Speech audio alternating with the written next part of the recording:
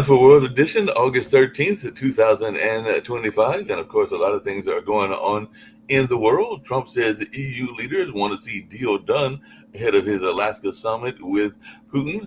Zelensky and Europe are pitching to Trump ahead of the Alaska summit with Putin. And it definitely looks like Trump is trying to speak with Zelensky and European allies on Ukraine. So it looks like Trump, Zelensky, and the NATO nations are set for a virtual meeting ahead of the Trump-Putin summit. Israel bombards Gaza City as UK and allies urge action against unfolding famine. So Israel pounds Gaza City. 123 are dead in the last 24 hours, and at least 25 killed by Israeli gunfire as Netanyahu says he will allow Palestinians to leave. So it looks like that is definitely something that goes on as Anas al-Sharif becomes the face of the war in Gaza for millions, is what some folks are saying. So Israel is wiping out Gaza's journalists and is no longer even hiding it, is what an article by Jody Ginsburg said in The Guardian. And Israel-Qatar tensions escalate after Israel killed that Al Jazeera journalist. So definitely it looks like that's going on as well. And the Human Rights Report under Trump blunts language on Israel and El Salvador. State Department slashes its annual report on human rights, and Rubio recasts long-held belief with cuts to U.S. Human Rights Report. So definitely that is something that is going on as well. And UN chief warns Israel it may be put on sexual violence blacklist. In first, Hamas is already on the list. Israel says UN chief warned it could be listed in upcoming sexual violence report. Israel rejects the UN allegations that its forces having sexually abused detained Palestinians. So UN chief put Israel and Russia on notice over conflict-related sexual violence accusations. And it looks like Kim Yoon-hee, South Korea's ex-first lady, was arrested in a bribery charge. So she's been arrested over corruption allegations. And a solidarity sale with a mattress on the floor for South Korea's once powerful ex-first lady. And greetings from Paris, where you can swim in the Seine for the first time in a century. So they actually did some cleaning up, and it looks like you can actually swim in that area if you choose to. And China and U.S. trade barbs over destroyer package near Scarborough Shoal. China says it drove away the U.S. warship near the disputed Scarborough Shoal, and the Philippines condemned China after South Korea's sea collision was captured on sea. And China military is claiming it drove away a U.S. destroyer near that shoal. And Israel's emerging occupation consensus, that's something that people are talking about as well. So the takeover of Gaza City could cost Israel NIS 100 billion, experts estimate. So looks like some people are saying, including those at Harrods, don't be fooled again. Netanyahu is planning a full-blown occupation of Gaza. And the IDF chief approves a new Gaza attack plan, according to a spokesperson that was an article or a report from ABC News that came earlier today. South Taiwan shuts down ahead of the arrival of Typhoon Podell. So definitely there's even an article about how UK police are using live facial recognition and videos show typhoon hitting Taiwan. So Typhoon Podell heads toward China after lashing Taiwan, and Taiwan announced their service and activity suspension due to that typhoon. UK, France, and Germany are ready to reimpose sanctions on Iran over their nuclear program. So European powers threaten snapback sanctions if Iran doesn't return to nuclear talks. France, Germany, and UK say they're ready to reimpose those sanctions. So that's definitely something in the news as well. And the UN plastic treaty is being hampered by climate obstruction tactics. So a new study highlights the grave growing danger of plastic pollution to the world's health.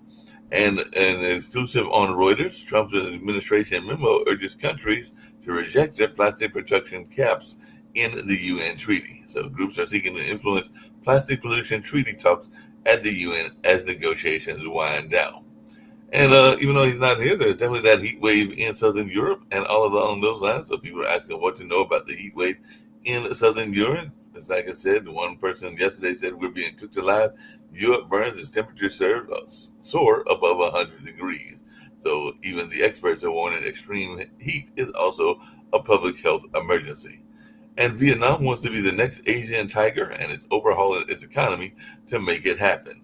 And Kabul, Afghanistan's capital, could run out of water by 2030. Kabul residents struggle daily amid a severe water shortage and queues. So Kabul's once thriving river has been reduced to trickle due to war damage and climate change. So definitely that's something that the people in that part of Asia are concerned about. And Europe's powerful Ariane 6 rocket launches for the third time ever. So definitely that's something that folks are glad to see that there are other folks launching rockets as well. And Gaza talks to focus on releasing all hostages in one go. Netanyahu is hinting. So Netanyahu is hinting that the Gaza ceasefire talks now focus on the release of all hostages at once. So Israel may dispatch negotiators to Doha for talks on freeing all hostages and ending the war. So Israel bombs Gaza City overnight. Hamas leaders do in Cairo in bid to salvage the ceasefire talks. And the Northway Wealth Fund has $2 million sovereign wealth fund will stay invested in Israel, the NBIM deputy CEO said. So the world's largest health fund had been talking about rolling back their Israeli investments, but it looks like they'll actually be staying in that whole area and all along those lines. So let's see what's happening in the U.S., and I'll bring in Rick Rosner and see who else is with us as well and everything like that. The Trump's D.C. crackdown plan begins to take shape as the National Guard has been deployed. So the National Guard troops have been spotted in Washington, D.C. as Trump launches a crackdown on street crime. Eleanor Holmes Norton is keeping a low profile as Trump takes aim at D.C. and D.C. mayor crackdowns ramp up. Matter of fact, I know one of the police chiefs, the police chief there was saying that they could definitely use the assistance and will take any assistance that they can get. So it sounds like she may have changed her tone as well. And evacuation warnings intensify in Alaska capital with record glacier-related flooding predicted. So that's something that people are talking about as well. And documents released on Uvalde massacre show police chief did not follow the training the way that they should have. So the new Uvalde body camera video captures parents pleading with officers during the 70-minute delay. So parents begged officers to save students in the Uvalde school shooting footage. So definitely that is something that people are talking about as well. And a great white shark is lurking near the Northeast vacation spot, drone video shows. So drone videos are showing a great white shark lurking near popular beaches in Maine. So Maine's fishermen aren't afraid of the great white shark. Apparently they're fascinated, but apparently it is lurking off that area.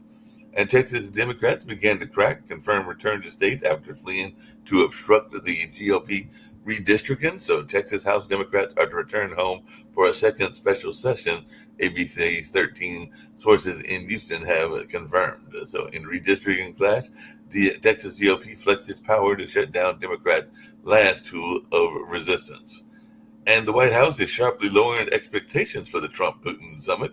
So Trump and Putin could decide others' fates, echoing the Yalta summit. So definitely we'll see what goes on, but it looks like they're trying to lower people's expectations. And the White House has called for a comprehensive review of 8 Smithsonian museums. So the White House is ordering a review of Smithsonian museums and exhibits to ensure that they are in alignment with the Trump directive.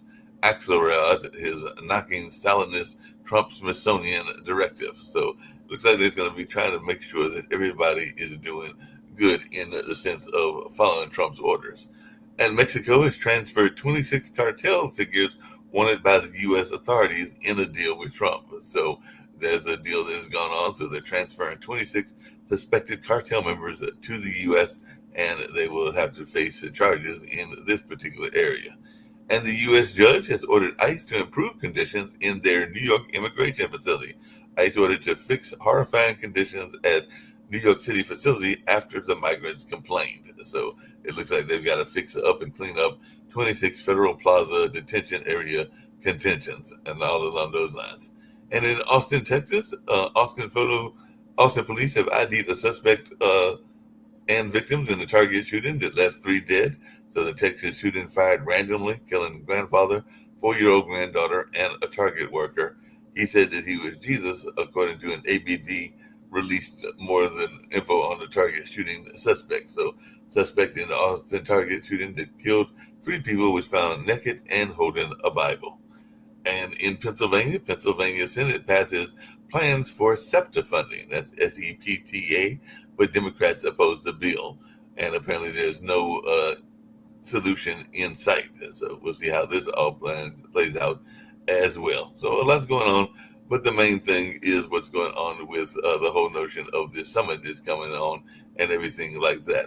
Russia, by the way, is suspected to be behind the breach of federal court filing system, and me and Sasha were talking about that yesterday on World Politics. And apparently, the Supreme Court has been formally asked to overturn the landmark same-sex marriage ruling. And definitely, there is a lot of folks, including advocates, are doubting that the Supreme Court will revisit marriage equality. But SCOTUS has been asked to overturn same-sex marriage, and we'll have to find out what Trump's stance is on this as well. But right now, we'll bring in Rex, see what he's got going on in his world over there in California. Well, let's talk about the Smithsonian. The Smithsonian, of course, is America's national museum. They have 138 million items. And of course, 99% of them aren't on display.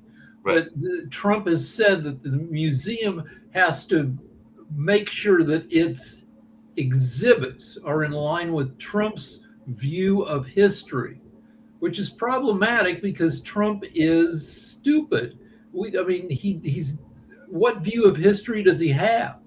And is he going to have the Smithsonian jettison junk, the millions of items that he doesn't like?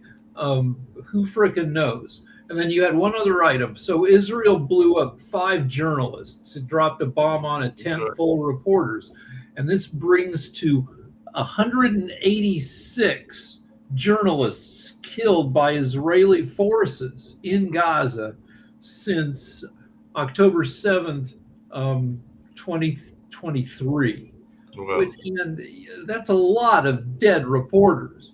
A whole lot. I'm also coming back to Trump and the Smithsonian.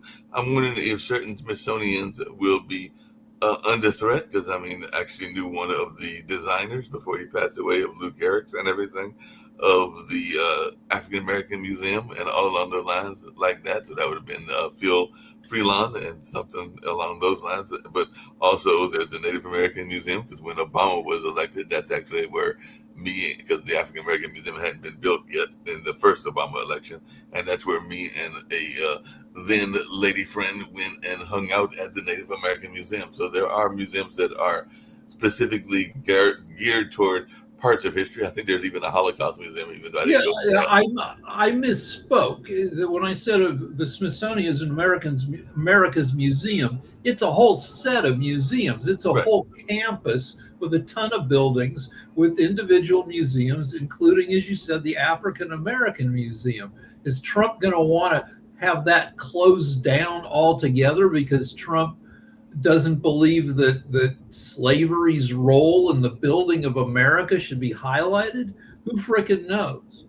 Yeah, who knows? He may decide to close the whole thing down. He may not want a Native American museum because he came in, I think his family did, after the frontier days and everything like that. So he may not even acknowledge the fact that there were Native Americans here even before the Europeans came and everything like that. So he may want to shut that down. I'm not sure, but doesn't he have a couple of Holocaust deniers that are part of his administration? So he may not even want the Holocaust Museum, which is part of this. I think he'll have a harder time with that. But the White House, the place where he lives, was built primarily by slaves and rebuilt after it was burnt in the War of 1812.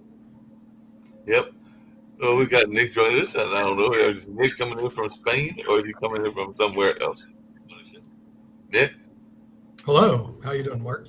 I'm doing good. We were talking about the Smithsonian. Apparently, Trump is trying to review all of the Smithsonians, and he wants to make sure that they are compliant with his notion of what history is and everything like that. Absolutely. So it's about time that somebody goes check out the Smithsonian and make sure that they're not agenda driven. So so good things are happening in Washington, D.C. By the way, good things are happening here in Prague. Yeah, you're just winding us up. You're just freaking.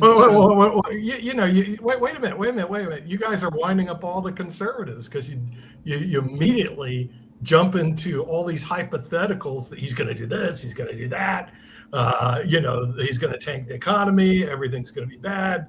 The thing is, the tariffs aren't going to work. Blah blah blah blah. And the thing is, not to say that we have any conservatives watching the show anymore, but if they were, you've jacked them all up just to start with, because you immediately throw out hypotheticals. In other All right, I words, mean, that's true, but some of Okay, our hypotheticals were. so my hypothetical is that everything's going to be fine. In other words, it's as they say, it's much ado about nothing. And so instead, let's Speaking concentrate about on much, I will hear the what you got going on. administration did do. Did the administration sit and have Armenia and Azerbaijan sign a peace treaty in the White House? Did that Yeah. happen?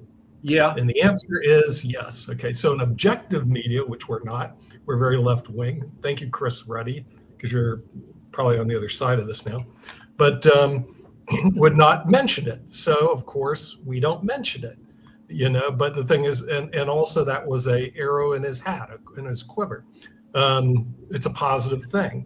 So what we want to do as a media is to jump into this stuff all the time, no matter what happens. And I'd like to say, hey, look. Well, hold on. No, Trump sets himself up to have his stuff jumped into because he Of course. makes. I mean, that's part of his strategy to distract. As they say in chess, but of course, but I will do a report on Prague, and unfortunately, I'd have to be outside. I'd lose my internet connection to show you what a beautiful city this is. This is incredibly clean, and I couldn't believe how clean it is, and how they do it. And then this morning early, I saw a bunch of people out cleaning the streets. I think they have to clean the streets here every day. They keep it Disneyland, Disney World clean. Everywhere we go. You said Prague, right? Prague, yeah, Prague. It's the cleanest city I've ever been in my life. Of course, I haven't been to Singapore. Singapore has that reputation also, but full of tourists. Obviously, love this place. Full of museums. They have a museum on everything. They even have an African American museum, Mark, here in Prague. Like, why? I don't know. But the thing is, you name it, they have a museum. They have a museum of illusions. I just got done watching the Mozart Museum. They have a Mozart Museum in Prague. Why? Because Mozart came here several times to do major performances. So museums are everywhere to grab tourist dollars. The restaurants grab tourist dollars, and they keep the city sparkling clean. It's just absolutely amazing. People should put it on their bucket list to go to Prague at least once and see how the other half lives, the European half. I went to Prague for half a second in the 70s on one of those tours when it was still under the thumb of the Soviet Union. And it was bad. It was not a happy city under. Yeah, right. During the communist regime, I understand this place was pretty poor, and this just shows you what communism does to countries. And so the U.S. is. By the way, Nick, have you been to the Magical World of Illusions, the one in Prague? Because it looks like. No, I haven't been to the Magical World of Illusions. There's so much stuff here, Mark. It's like tough to get to it all. Tonight, I will go to I have to leave to go on a cruise up and down the Vlada River. They do speak their own language, Czech, here. This is driving me crazy because in Budapest they speak Magyar, and I can't learn all these languages that fast. I'm struggling with Spanish, and now they add 2 more to the list. Give me a break. But I think people should. Because me and Sasha were talking yesterday about it. He didn't really have an opinion about it, but I know you will, because you always bring up Venezuela and everything. But it looks like one of the more liberal countries is about to switch sides and everything. So there will be elections later on, I think later on this month in Bolivia, and they're saying that Bolivia is about to not be as left-leaning as it used to be, but now it's going to be more right-leaning. So what is your take on this? Because it looks like Bolivia is about ready to switch into a more capitalistic, maybe kind of view, but they are getting ready to go away from the left to the right. Well, see, I personally, I just don't believe in left or right. I believe in things that work. And there was do you know who the governor of Maryland is, Mark? Yes, I've heard of him. Yes. Yeah, I saw him on TV yesterday. Yeah. All right. Well, the thing is, if you ever listen to this guy, he's really sharp. He believes in things that work. And that's what I believe in. In other words, rather than believe in left and right. His name is Wes Moore. Yeah, By the way, he's a black guy, Mark. So right. wonderful. Good for him. But that's not the important thing. The important thing, if you listen to this guy, he's really sharp. He almost he has a PhD ABD, which means all but dissertation, which means the PhD is at the end of the rainbow somewhere. He went to Oxford and Johns Hopkins. But if you listen to him, he's really sharp. In other words, he believes in things that work for Maryland. In other words, he's looking at results, not looking at politics as usual. Unfortunately, in your country, which is also still mine because I'm still a U.S. citizen, you don't have that system. You have a very dysfunctional government. You have this big left-winging thing, this right-winging thing, fighters, and they don't give a rat's rear about results. And then you have this clown, and he leads the circus. And speaking of fighters and the clowns and everything, I did see, and I think I mentioned it yesterday on the news, our News World edition, that Dana, the head of the WWF, is preparing and all excited because apparently to celebrate the 250th anniversary, we're going to have a wrestling in the White House. So I just wanted your take on this because they're all excited. They're all planning it. Fight night at the White House. With what, mixed martial arts? They're going to build an octagon on. Okay. All right. Okay. Here's the thing, and this is one reason I love Europe compared to the U.S. Europe is very into culture, like classical music. That's what we're going to see Friday. I even bought a book now to start learning about classical music. They love chess here. Really, they do. Chess is a great game for people that are here. They're just a very cultured people. And the United States isn't. So the thing is, it wouldn't surprise me. They're going to bring, beer and rednecks and a bunch of yahoos to the White House to wrestle. That is a low class thing. There's just no question about it. And I love wrestling. Don't get me wrong. I love watching Hulk Hogan yell and scream at Andre and they fight. But it doesn't matter. If you want to know a class thing, MMA, wrestling, that's all low class, low brow stuff. But yeah, all right. So you know who loves Wall Street loves gridlock. Like with our political system is all tied up and unable to do anything, and the stock market is doing pretty well. When Bill Clinton had political paralysis because of his sex scandal, they loved that. When at the end of Reagan, when he had political paralysis because of Iran-Contra, the stock market boomed because a tied up, stalemated government can't get in there and regulate business, and business loves that. Yeah, right. In other words, the thing is, government usually slows down and also creates periods of uncertainty. And the government, the stock market and businesses like certainty. They don't like uncertainty, and they don't like being overregulated. There's one thing, you have to have a certain amount of regulation on everything. It's like a football game, but you don't need overregulation. And they have a lot of things that are out there that are just frankly overregulated to provide people jobs in Washington, D.C. and drive agenda. And Trump almost gets like things half right, and then he screws them up. His half right is, yes, they need to cut the bloated bureaucracy. Well, yeah, but also like some of the regulations are reasonable. Budget. What? Well, some of the regulations are reasonable. Biden did an executive order that limited bank overdraft fees. You withdraw to $5. There's no reason your bank should get $40 if you write a check and drop your temper for a day. Oh yeah, you need a certain amount of regulation. There's right. Trump got rid of that, so overdraft fees are popping back up to $30 and $40. Yeah, well, there's a problem, and I mean there's all these little problems that can be dealt with if you have problems. Nick, I got a question for you and Rick and everything, because I was watching a commercial yesterday, and I think it's going to be a professional sport, and all along those lines, it's definitely going to be an Olympic sport, and it's a way to get the women involved in a sport that has been very much a hard-hitting sport and everything like that. So I just wanted your take on this NFL flag football championship, because they just had that 3 weeks ago, and then they're going to have flag football as an Olympic sport. And so apparently we've got an official flag football team that is a national and everything like that, and it is going to be a sport in the Olympics. I do remember playing. Yeah, flag. so now Nick may disagree, but I support this because I think my enjoyment of football has been reduced by knowing what it does to people's brains.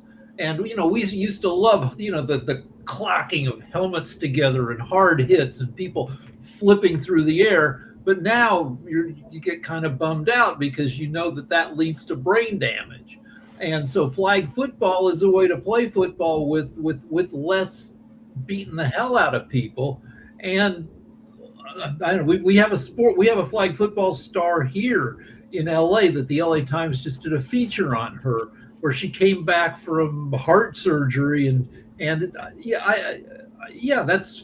I support this. Yeah, well, I mean, football, in my opinion, is a great sport, but I'm addicted to the University of Miami.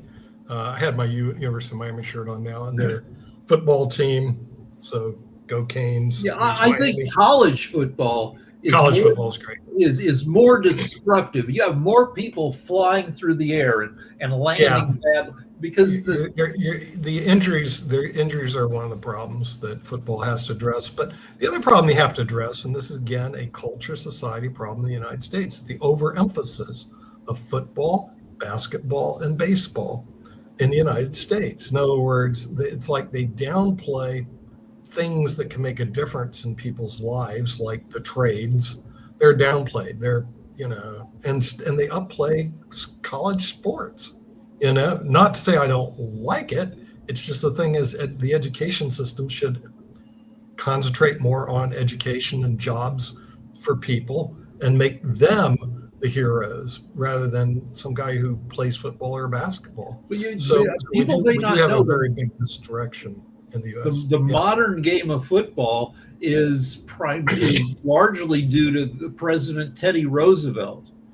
That before, under Roosevelt, a ton of people were getting killed playing football, and he supported changing the rules, right, less deadly, including allowing the forward pass. Right. Yeah. They're like I said, they have made it much more safer than when I played years ago, but it still has a ways to go. To me, it's a more interesting sport than soccer.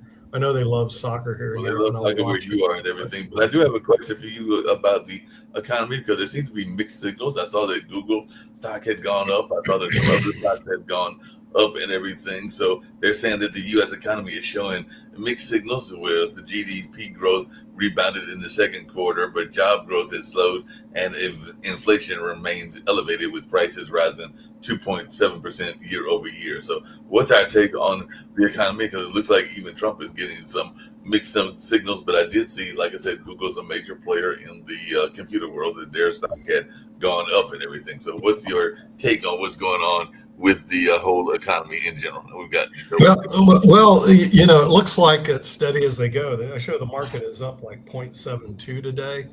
But here's a stat that came up through the internet. You get all this information from the internet, if it's true or not. They said in your country, and I'm talking about the United States, I'm in Czechoslovakia.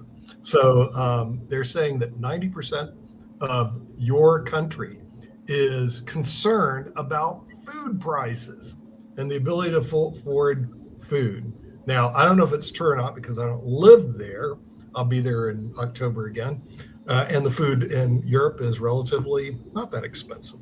So I think the big problem is this, that they're not addressing. If you want to call for a hypothetical, call for this one.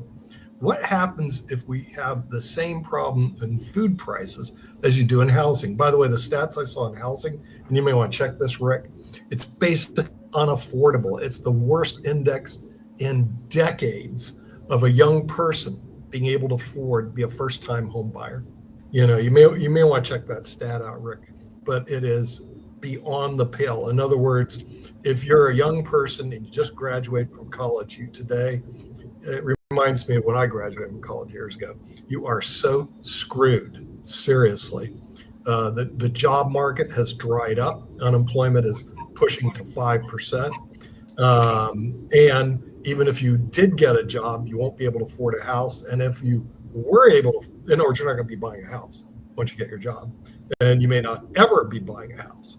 All right. Okay. So yeah, the percentage of home buyers who are first timers is at a historic low of 24%. Right. Less than 1 out of 4 home buyers are first timers. Yeah. And like in California, the median price for a home is very close to $1 million. Yeah, right. But that's what I'm saying. In other words, I don't know why somebody doesn't get on the box other than Pod TV and tell the young people today, you are so screwed. Yeah, if you live in the United States. We bought our first place, a condo, more than 30 years ago, but we were able to climb onto the home ownership ladder for 80 grand. Now we got a family deal because we bought it from my wife's grandparents as they aged out of it. But the only place you could buy a house for 80 grand in America anymore would be the Oklahoma Panhandle, where you probably wouldn't want to live. Or maybe, I don't think even Detroit is that, Yeah, well, that's what I'm saying. Your country is so screwed. Now, here's something interesting about Czechoslovakia I didn't know. You know what it costs to go to college here? And some of the major universities in the world are zero. Oops, probably zero. I didn't mean to do a white power symbol, but if you are a citizen of the Czech Republic, you get to go to university for free. And some of the major best universities in the world are here. Now, in the United States, they go, because I just ran into some Czech friends here, they go, it's prohibitively expensive. Even the public universities are expensive, let alone a private university. You don't have a prayer. And that's not true. And here's the reason it's not true.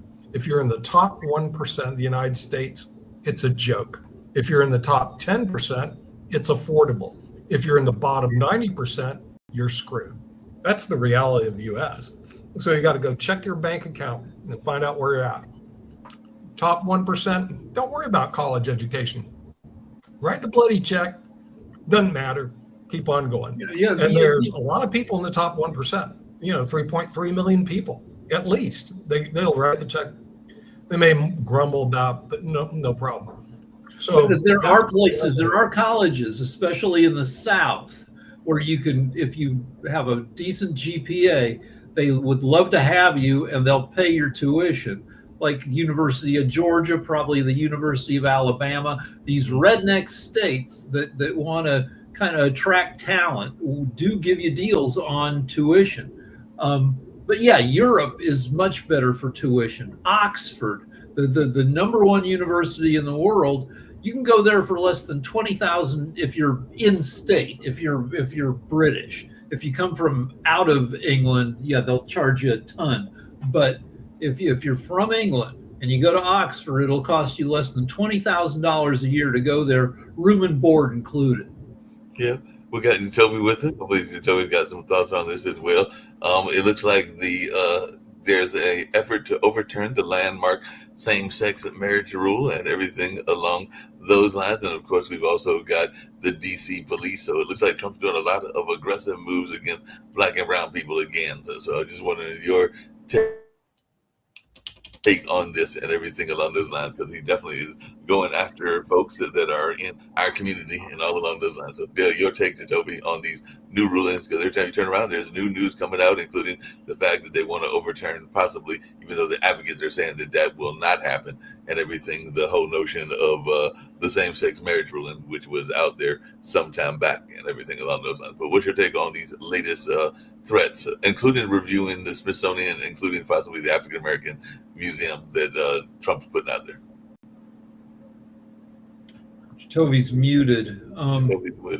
So this action is from Kim Davis, this Kentucky clerk, who she started it by denying a license. Now she's back with this. 10 years ago, she led to the Supreme Court allowing gay marriage nationwide. And the same hateful clerk is back with this latest action.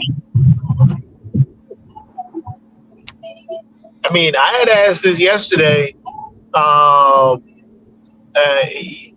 well, I guess the other day, How many black people are in Mar-a-Lago? Probably none. Maybe the servants and stuff like that. The Smithsonian thing, we know he's erasing any history that's non-white. He did that with the same DEI push he did with the military. Same thing he did with other organizations where it says anything DEI, because DEI turns out to be anything non-white. So we know what he's doing.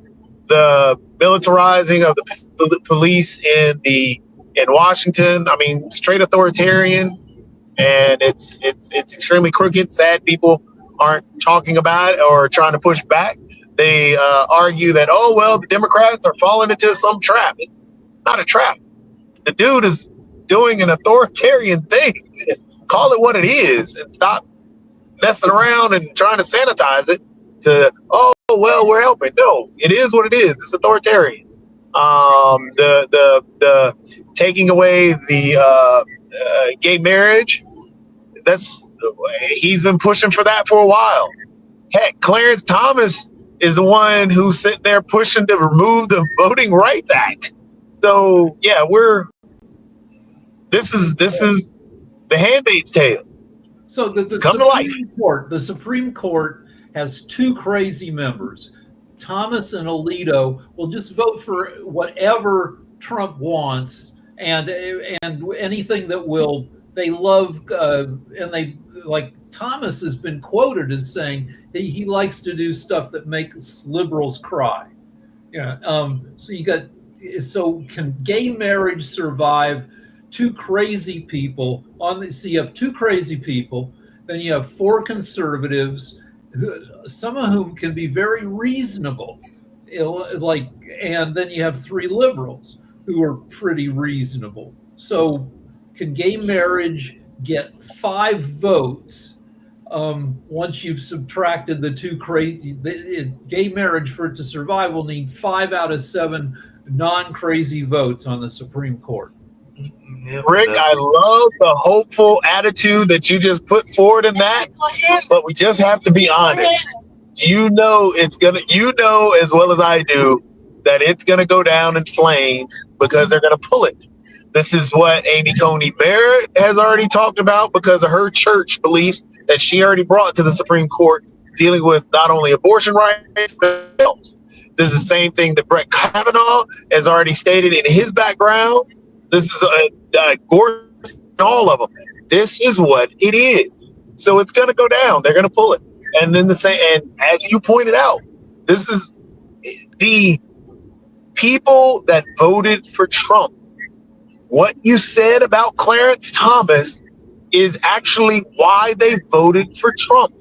It has nothing to do with the rule of law. It has nothing to do with the inflation and all that other stuff. If they were so mad about inflation, they'd be mad about inflation right now. If they were so mad about unemployment, they'd be mad about unemployment now. Prices was never really an issue. Prices are higher now. They've gone up ever since Trump has been in office, every month. But it wasn't if that was such an issue, should be an issue now. It's not. Right. The problem is exactly what Clarence Thomas said, what you pointed out. They like seeing liberals cry. That's it. It's nothing more. All right, but here's why I'm somewhat optimistic. Amy Coney Barrett. So she's bad on abortion because of her religious beliefs, but she has been surprisingly reasonable in other areas. Brett Kavanaugh, a rapey guy in high school and college, a kind of a dick, but often a little bit reasonable. The Roberts, the Chief Justice, often will make weak pushes towards reasonableness because he hates the Supreme Court falling into disrepute. So there may be enough reasonableness among the 7 non-crazy members of the court that they wouldn't do something as freaking stupid as get rid of gay marriage. Now that still means there's maybe a 30% chance they do get rid of it and turn it back to the states, which means if you're in Texas, Texas will say, no, you can't be gay married if it's left up to Texas and other big redneck states. But I think there's a 70% chance the Supreme Court is not so stupid that they dump it. Well, And we like, also got like I said, that's a hopeful view, but I just don't see that hopeful view in the past. In the past few decisions that were based around anything that may have race, that may have anything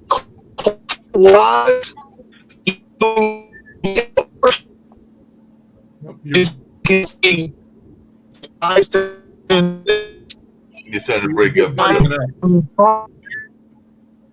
Yeah, you're trying to break up and everything like that. It looks like, I know Nick was mentioning Westmore, but Governor Westmore says he will not deploy the National Guard, and definitely he said that he's embarrassed and heartbroken for the National Guard in D.C. and everything like that. So it looks like he might actually be going against Trump, and I know that Nick was actually just praising him and all along those lines, and apparently they're saying, I saw some other articles about him, that he spent less on energy efficiency programs in Maryland schools, and apparently some people are also asking what happened to his red line ambition. So Trump turned the National Guard out in L.A. Right. And according to a story I saw yesterday, some members of the National Guard thought it was ridiculous and showed their disapproval by pooping in their Humvees.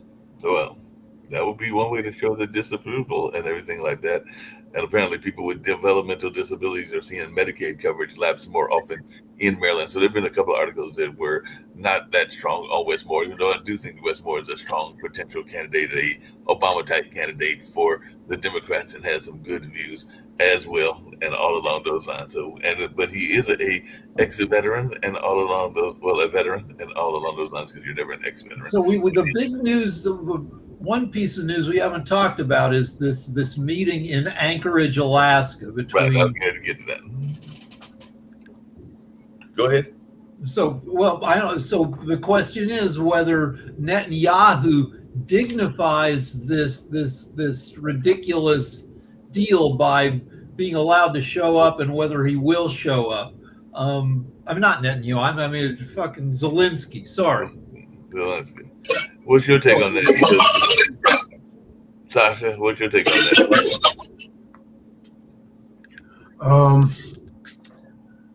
Well, the meeting has been arranged between Trump and Putin. It was them, or rather Trump, who will decide whether Zelensky will be part of the meeting or not, whether the European Union or NATO will be part of the meeting or not. He is acting on his whims. There is no strategy of what he's doing. He can talk to J.D. Vance and all his other puppets as much as he needs, but he makes all the decisions by himself as he sees it fit. So therefore, I think it's pointless to discuss. I don't understand what Trump and Putin can agree upon without approval from Zelensky and further from European Union, NATO. So this meeting is obviously unprepared. There's no agenda. There is nothing. Just Trump is trying to get attention away from Epstein, from his tariffs policy, which will backfire very soon. And there are two significant countries. I'm not afraid. I'm not trying to compare them in importance, but China and Canada. China is a huge trading partner with the United States. Canada is the closest friend. ally used to be friend and ally. Still significant trade with the United States. All that is going to backfire at Trump. And right now, in next little while, I think it's the next 2 months, finally the tariffs will be eaten by U.S. taxpayers. It's coming because because of the tariffs, a lot of the businesses, they purchased a lot of goods just to avoid paying this new taxes and new tariffs or so on. But that inventory will run out in about 2 months, maximum 2 months. From that point on, everything what they will start selling will have tariffs in it. So in the Roadrunner cartoons from the 1970s, the coyote chases the Roadrunner off a cliff and is running in midair until he realizes that he's not standing on anything, and then he looks at the camera and then he drops 3,000 feet to the ground. I think we're in the running in midair period where some of the manufacturers are like, if you look at car ads right now, they say current inventory not affected by tariffs. That is, they still have some cars to sell that don't have tariff pricing, but that can't go on forever. No. And so within a couple months, as Sasha says, we're going to see the impact on tariff pricing on prices in the US. And right now, inflation is steady at 2.7% year over year. Probably 2 months from now, it's going to be over 3% year over year. Yeah, makes a lot of sense. what we're going to see. Yeah. Hey, Dr. Sharif, you've joined us and everything. What's going on in Bangladesh and what's happening in your part of the world? Bangladesh, we are preparing for election. So I think next year, February, we have elections. So all of the young people, political parties, and everyone taking preparation for elections. I think there is a tension in between India, Pakistan, Bangladesh.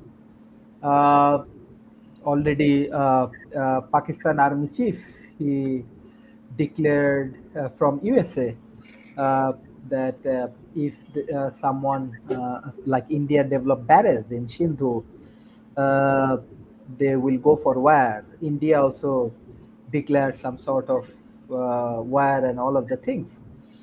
So I think this is time for tension. This is the time for unhealthy competitions, what I do not like. I think USA also playing a role as they invite Pakistan in USA. And this is second times Pakistan Army Chief visiting USA. This is interesting moments. I don't know, maybe another fight or another things may happen in South Asia. And hope for the best. But my grassroots level communities, my peoples, they have their own life, they have their own survival strategy. And I believe that global powerful nations, global powerful countries, they should avoid war and all of the things. Thank you. Sure, no problem at all, and everything like that. So no problem whatsoever. So definitely looks like we've got a lot of stuff going on around the world. Oh, I just see that Janet popped in, so let me see if I can get him back on. He may have some things that we can talk about with the veterans.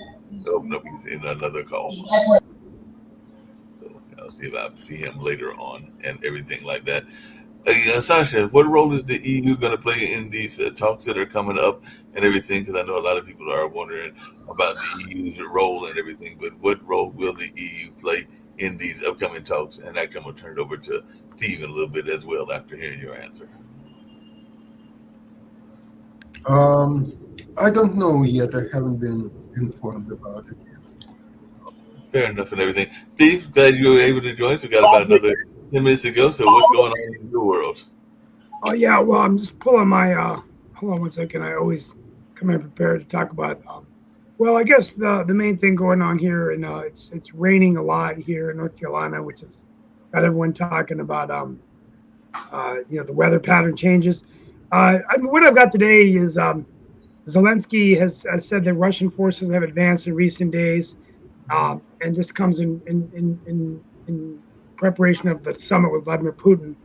So that's, I think things are continuing to disrupt in Ukraine and Russia, and the situations continue in Gaza, and the tariff situation. I looked at there was an extension on the tariffs, and in North Carolina, just a lot of talk about Wiley Nickel now running for the Wake County DA, Roy Cooper running for the U.S. Senate. It's going to be a very interesting year, and that's all. And I still think that, as I look at democratically run cities, like New York and Los Angeles. I mean, I think that these cities are a lot in debt. They're not clean. There's a lot of crime, and I think that's kind of what the Republicans, including Trump, have been saying is that, that's why the Democrats are at fault. And so No, you see such a divide. I have to push back on that. No, I don't Steve, agree with it, Toby, but that's what they say. Yeah. That's what they say. I know that's what they say, but why can't we point out the Republican cities, which a Republican city is the number one crime capital? Then you have the top 10. You have at least I mean, it's a mixed bag. So what we have to stop falling into.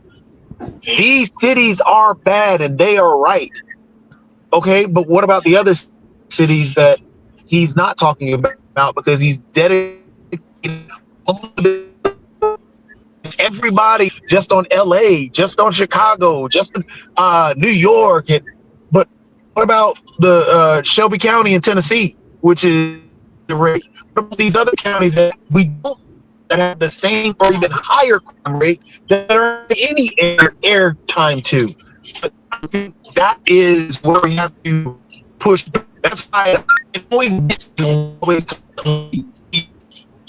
always one side of this crime issue. It's all to run rampant in all these other cities never talk about. Is he breaking up, or is that just me? No, he's breaking up. He's breaking Oh, up. okay. Either that Yeah, or I was breaking up a little. nap. He kind of sounded like the guy on Charlie Brown. I mean, though it's appropriate, it sounds like the movie, the TV series Alien Earth premiered last night, and it has not to spoil it, but I'm gonna. It starts with a spacecraft full of alien monsters crashing into a big Asian city. So the aliens are on Earth now, and yeah, there's a lot of signals breaking up, so that people can't find out that an alien's about to eat their head. The aliens eating the head. It's a really fun series. Like the first two Alien movies were great, but those movies are 45 years old now. And so it's nice to see Alien back. This is a really entertaining TV series. Yeah. Hey, speaking of entertaining, but not so much entertaining and all along those lines, and this is for everybody on the panel, how much, and I guess I'll start with Sasha, how much do these reports, when they talk about sexual violence in war conflicts, really make any difference? Because apparently the UN chiefs, and I mentioned this earlier, are warning Israel, they're warning Russia, they're warning a number of other people about this notion that they are sexually attacking the women, some that are, and also some of the hostages that, or some of the captured soldiers. Well, so in Israel, both sides did it. I mean, And the total sexual violence list. Hamas raped the crap out of female prisoners, in the days following October 7th. If there are any women hostages still alive, they might still be subject to sexual brutality. Right, and they said that Hamas was first on the list, but now they're warning that Israel and Russia and a number of others are on the list as well. And I'm just wondering, how much does any of these soldiers pay any attention if they are in military conflict? So it depends on leadership. If you have assholes in charge in lower level leadership positions, you can have entire, not brigades, but I don't know, like whatever you call a group of a dozen soldiers. If the guy in charge of a dozen soldiers encourages brutality, then you've got brutality. Yeah. Mark, are you implying that Israeli soldiers are using rape as their weapon against? Wasn't implying anything. It was a report that came out. It was a report that came out from the UN that they were adding them on the list, both Israel and Russia. And so it's a report. A list of what? Huh? A list Report from the UN. List of folks that were using sexual violence as a means of coercion and everything. Sorry, it's 100% lie. The UN is a criminal organization run by Palestinians and other criminals, and therefore there is no even 1% truth of what they're saying. Period. Stop. Full stop. Okay, that's fair I enough. mean, it makes sense that the Israeli leadership, the IDF, would not condone rape. There's no upside to Israeli forces raping people. Israel's already an international pariah because much of the world doesn't like the way they are waging war in Gaza. To add rape to that would be crazy. That doesn't preclude individual groups of soldiers going off reservation. And I mean, I've never been in the military. I've never been in the police, but I've done private security with various groups of people. And if you get a little like knot of 4 bad guys, they can band together and decide to misbehave together. So it's not impossible in a big action like this that you might have individual bad actors or small groups. But the idea, I don't think even the right wingers in Israel, in Netanyahu's cabinet, would condone using rape. But I don't know. I think what you're saying right there is right, Rick. I think it's probably individual bad actors because that happened with the U.S., remember, in Vietnam as well. So there are individual bad actors that get together that do bad things, and that actually gets labeled across the whole group. So, yeah, I think it probably has happened. I don't think anyone condones it, but I think, yeah, it possibly happened because, I mean, it happened with the U.S. in Vietnam. So here's a trick.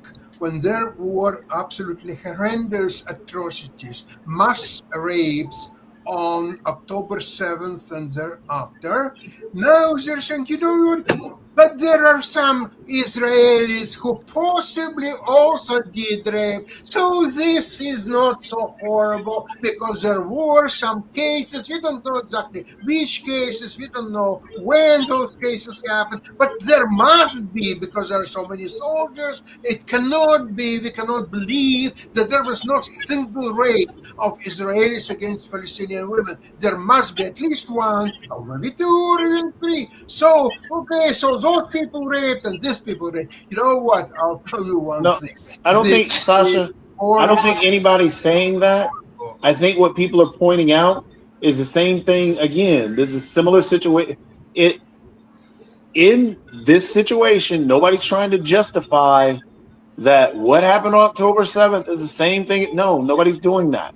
What they're pointing out probably is just that this has happened. And I think what Rick had pointed out is that I think what Rick had just pointed out. I think.